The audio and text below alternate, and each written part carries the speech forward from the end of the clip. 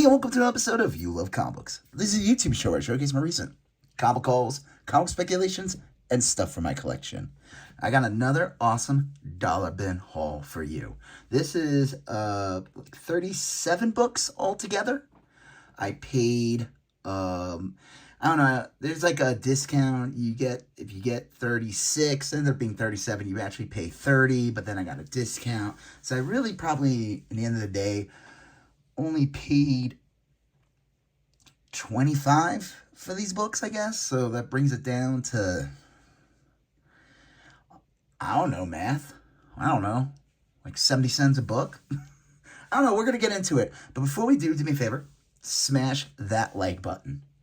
Helps with the YouTube algorithm. It ensures that more people will see these videos.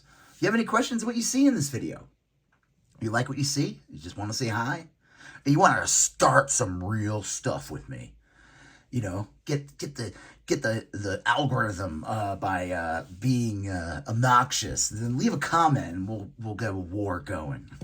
I'm just kidding. Please don't do that. We're here to have fun. This is a fun show. We're here just to look at comics. If you like these type of videos, and you want to, you want to see more of them, go back, check them out. I have hundreds of videos. Why not subscribe? Smash that subscribe button. Become part of the You Love Comics conversation. All right, let's get into this. Space Jam, the comic adaptation, I guess we'd call it like a soft cover or graphic novel. This thing is in like fine condition. It's got some ticks. I have a really nice one, I actually picked up when I don't know if you watched that video of mine where I went through, I got a long box comics for like 50 bucks. Some amazing stuff in there. A mint condition version of this was in there. But I was not going to pass this up in the dollar bin. I think anything that has like a photo cover with an icon on, especially someone like Michael Jordan on a comic book, that's a great find. Speaking of icons, photographic icons on a cover, Elvira, Mistress of the Dark, number 25 from Claypole Comics. This is from like the mid-late 90s. I am really focusing more on getting trying to find that original run from DC Comics. Those, they're hard to find and they can be a little pricey. So, but I saw this in the dollar bin and it was the only one in there and it's in like near mint condition. I looked it up too. Some of the Claypole comic Elvira books have some value. Especially because it has like a lot of photo covers, I think. So that's pretty awesome. So happy to grab that.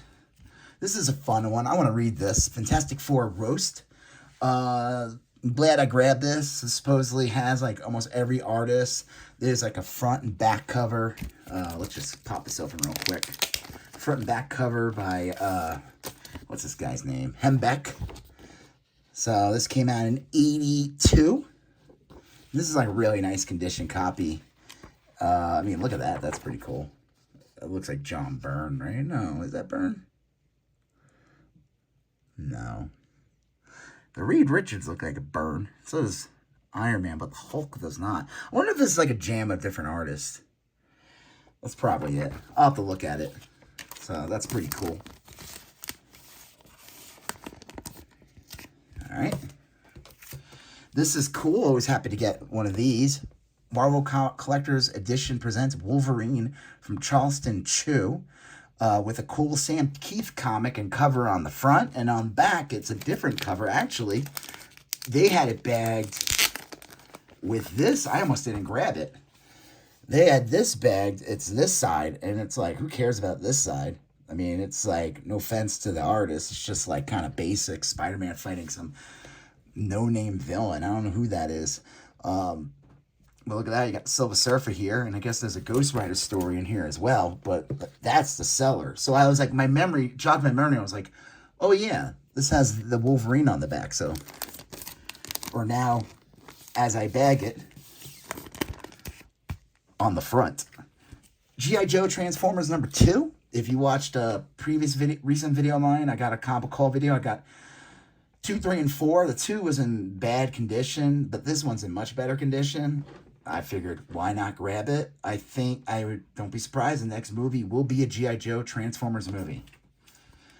This is, I don't know. I wonder if I should save this for last. I want to save it for last. You know what? Nah. Wolverine's Origins number 10, the variant edition. First full appearance of Daken. This is an awesome find. This is not a cheap book. Happy to get this in the dollar bin. Fortunately, they did not have the one. I think the one that's the most expensive though. This is Sudan or whatever. The guy who did like Marvel Zombies covers. The one that I think is the more desirable one is the one that has the two claws. The fist coming up with the two claws, supposed to be like Daken's hand or something. So that's pretty cool. And then let me just peel this sticker off real fast.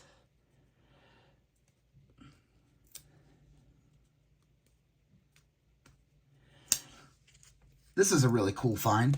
8 Billion Genies number 1 out of 8. This is crazy. I guess they made a Famous Genies variant. It's Andrew Divoff from the, man, what are those movies called? He plays the Djinn. I think Wes Craven made them. Wishmaster? That's so funny. I looked this up. This has a little bit of value. I thought that was crazy. What a bizarre variant cover for 8 Billion Genies. I'm still trying to complete that series, but I was like, I can't pass this up. And I couldn't pass this one up either. This is awesome. Alligator Loki number 1 came out recently, so happy to grab this one. $6 book, you know. And this is the Scotty Young variant, so that's really cool. So I'm gonna check that one out. Grabbed a nice copy of Terminator 2, Judgment Day number 3. Oh man, this is like corny. look at this. Look at Arnold. Look at the T-1000. The John Connor and what's her name? I'm gonna say Amanda Connor, but that's definitely not it. Sarah Connor. Sorry, Sarah Connor. They look good on there, but these two look derpy. All right, this is, I saved the rest. This is the bulk of the haul. This was pretty cool. I couldn't believe these were all in here in the dollar bin. I thought that this was a great find. So we're going to go through these. So do me a favor, if you haven't done it already, smash that like button. If you have any questions what you saw already, leave a comment. I'll go back to that accordingly. If you like these type of videos, do me a favor. Become part of the ULO Comics conversation. Smash that subscribe button. G.I. Joe, Real American Hero, number 118. G.I. Joe goes to issue 155, but the later issues become very rare, especially like probably after 100. So this is not like a late issue, but still pretty cool. And to find that in the dollar bin, that's awesome. G.I. Joe, Real American Hero, 101. So that's pretty cool. 71. 68, 67, another copy of 67, okay, I have to get some boards for these, 66, another copy of 66, I honestly was just, if I, to be honest, if I knew I had a bunch of doubles, I probably wouldn't have gotten one of each. I honestly was just grabbing them. I was like shocked to see G.I. Joe in the dollar bin and in decent condition, you know, like some of these are in near mint, some of these are very fine condition. I was like, I'm just grabbing them. I'm gonna be a little piggy, you know. G.I. Joe number 62, again another 62. My apologies to the people trying to find issue 62 of G.I. Joe. This is awesome. Happy to get this one in the newsstand also. G.I. Joe number 60. This is the Todd McFarlane art issue. So that's pretty awesome. He draws Chuckles, who looks... I'm going to open it up. I showcased this before. I got this at a convention a while ago. And I think when I got it at the convention, I paid a lot more than $1 or 70 cents or whatever. But Chuckles is this guy who wears like a Hawaiian shirt. And he's like a precursor to Eddie Brock. Look at that. This came out in 87. So we're probably like a year shy of my Amazing Spider-Man 300. So we could say Eddie Brock first appeared in G.I. Joe number 60. No, we don't. We don't have to say that, but it's just fun. We're just having fun here. G.I. Joe, number 56. That's pretty cool. Nice Roebuck and Scarlet, and I think that's Flint. This is a cool cover. G.I. Joe Unmasking, Destro, Snake Eyes, and Cobra Commander, the hooded Cobra Commander, in a newsstand. That's pretty cool. Now, I saw a bunch of newsstands, so when there's newsstands, what does that mean, guys? When you see newsstands, especially from books in the early 90s and 80s and 70s, there might be the promise of Mark Jewelers. It's not in this one, but who knows? There might be one creeping in this hole. G.I. Joe 54. G.I. Joe 52. I always love this character. It's basically just Bruce Lee. Number 50. So that's pretty cool. G.I. Joe 42. Awesome Storm Shadow cover in a newsstand.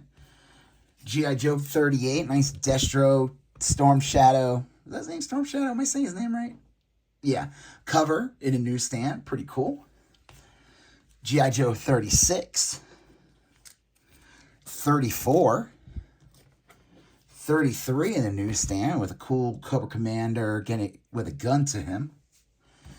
All right, here we go, guys. G.I. Joe 31 in the newsstand. And this is where I was like, I'm going to take a peek in this one when I was at the store. You know, I want to look at it, make sure.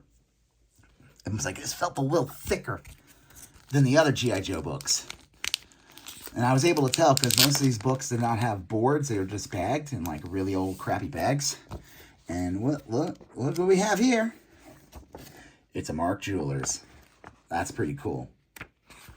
So, and I never even seen this comic before. Number 31. I have some of these covers like ingrained in my brain from as a kid.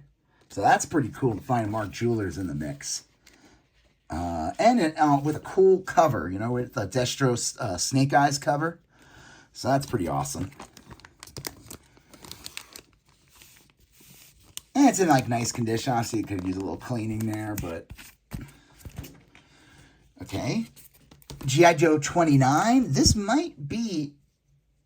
I don't know. This might be a second print. The giveaway with the second print with the early G.I. Joes is the black suit Spider-Man head in the corner. But this is a little later, so it's possible. No, this looks like a first print. All right, cool. This one is a second print. And the 65 cents price gives it away. G.I. Joe 23. This is another second print. And what gives this away is the, again, black suit Spider-Man in a comic that was originally printed in 1983. This was probably, I have this from when I was a kid. Mine's all beat up, but when I was a kid, I would get these 3 packs with the comics, and the G.I. Joes would be in there. And it would be this, like, run. And they would have the black head, you know, Spider-Man, because, it was a reprint. Because he didn't show up till, like, 84? Something like that. Here's another reprint, again, with the giveaway. The symbiote Spider-Man. This is awesome. I thought at first that when I bought it, it was a second print because I just figured it was. And then I realized when I got home, it was not a second print. It was a first print. G.I. Joe number 3. And the giveaway is the regular classic Spider-Man.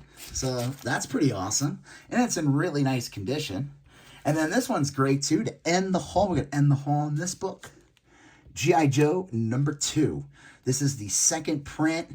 It says 75 cents on it, so obviously that's a giveaway. The funny thing about this comic, when I was a kid, growing up in the 80s, mid to late 80s, but that's what kind of like when I started buying comics as a kid. I just remember G.I. Joe number 2 was always this ridiculously expensive book. It would go for like, we're talking like 1988, 89.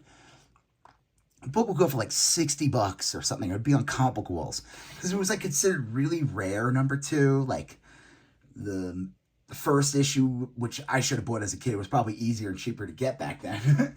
There were multiple editions of it, and it was more common. And the print run for number 2 was much lower. And I remember it would start that whole gimmick where people were like, because G.I. Joe 2 was so people wanted it, that everyone was looking for number twos. You know, they were like, "Oh my God, we need a number two. We need a number two." Like that. It was also, it was kind of a cool way for you know, that collecting element probably helped the publishers sell issue twos, because you know, everyone didn't want to miss out on that issue two because they didn't want to risk G.I. Joe. Now the question is, did number 3 become more valuable? I don't know.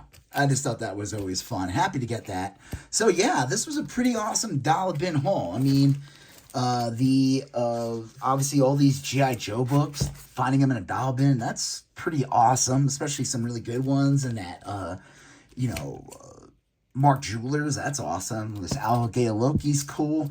This Andrew Divoff, 8 Billion Genies photo cover is awesome. This is a really good find and a nice valuable comic. Wolverine Origins number 10, first appearance of Daken, variant cover. This is awesome. This Wolverine Charleston Chew comic. Space Jam with Michael Jordan. That's awesome. And of course, everybody's favorite, Elvira. So yeah, this was a cool haul. Happy to get these books. So if you like these type of videos, you like do me a favor. You like this video, smash that like button. Helps with the YouTube algorithm. If you have any questions about what you saw in the video, do me a favor. Leave a comment, and I'll get back to you accordingly. If you like these type of videos, you like comic hauls, comic speculations, comic collecting, and all that jazz, well, you're at the right place. Do me a favor, smash that subscribe button. Become part of You Love Comic Books conversation. You're going to see a previous video here. You're going to see a previous video there. You're going to smash that subscribe button. I'll talk to you guys later. Have a good one. Bye-bye.